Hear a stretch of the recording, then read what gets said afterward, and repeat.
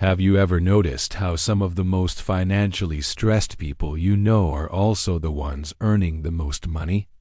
Not the unemployed, not the minimum wage workers, but people with respectable salaries, solid careers, and degrees on their walls. People who, on paper, should feel secure.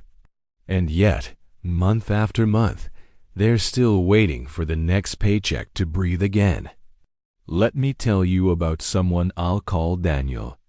He's 32, works in marketing in London, and earns the equivalent of about $78,000 a year. After taxes, that's roughly $4,500 a month landing in his account. Not rich, but objectively comfortable by most standards. Daniel doesn't feel irresponsible. In fact, he feels normal. Everyone around him lives roughly the same way. Same apartments, same cars, same brunch habits, same silent stress. Now let's shift this to the US. Meet Rachel, 29, working in tech sales in Austin. She earns $95,000 a year. After tax and deductions, about $5,300 a month. Her mortgage payment is $2,100. HOA fees and property tax add $350. Her car lease is $620. Insurance is $210. Student loans are $420. Credit card minimums are $260. Subscriptions, groceries, dining out, and lifestyle spending come to about $1,100.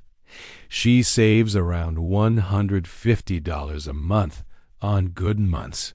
When her bonus comes in, she upgrades furniture, takes a trip, or pays down just enough debt to feel productive. She tells herself she's doing fine, but she feels one layoff away from panic. Neither Daniel nor Rachel has a money problem in the way most people imagine it. They have an expectation problem. It is the quiet financial mistake almost no one talks about. They built a lifestyle that requires their current income just to stand still, not to grow, not to feel safer, just to maintain the version of normal they think they deserve. Let's run painfully simple math. Daniel makes $4,500 a month after tax.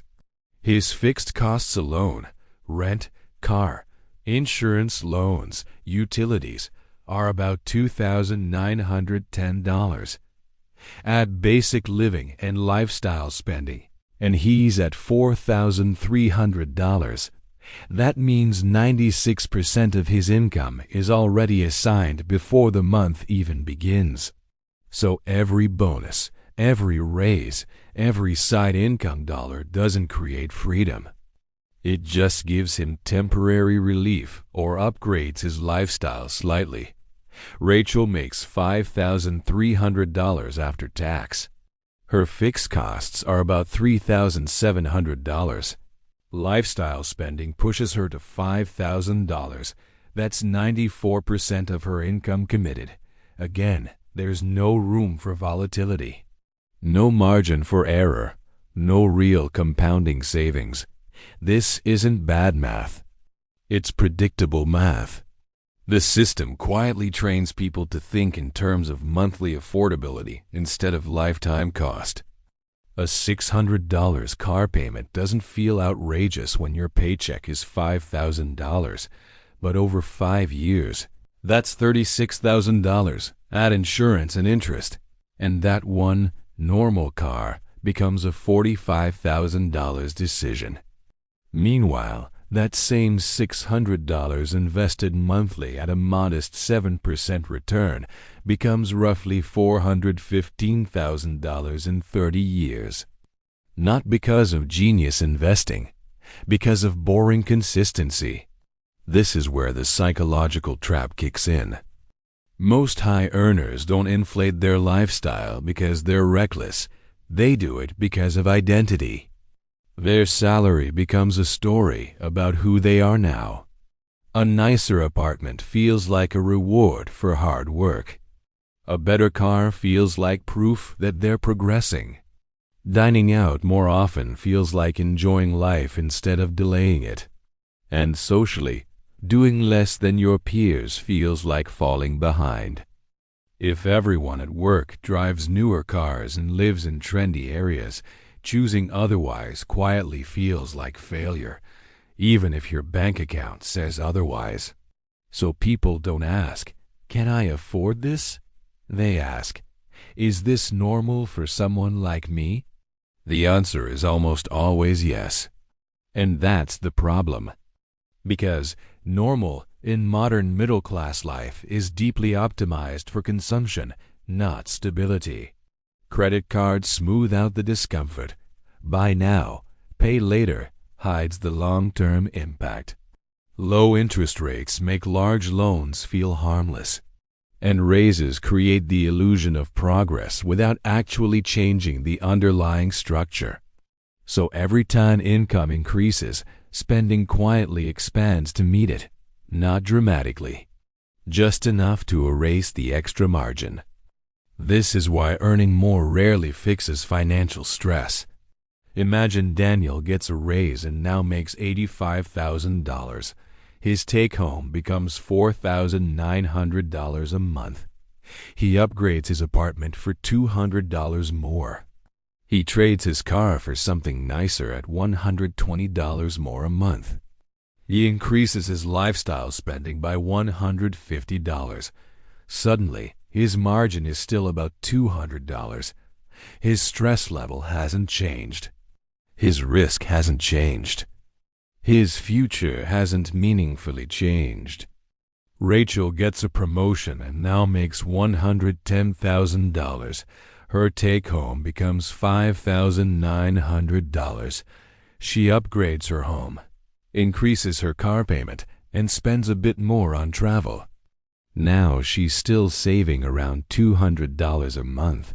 On paper, she's richer. In reality, she's just more fragile. The long-term impact of this trap isn't dramatic. It's quietly devastating.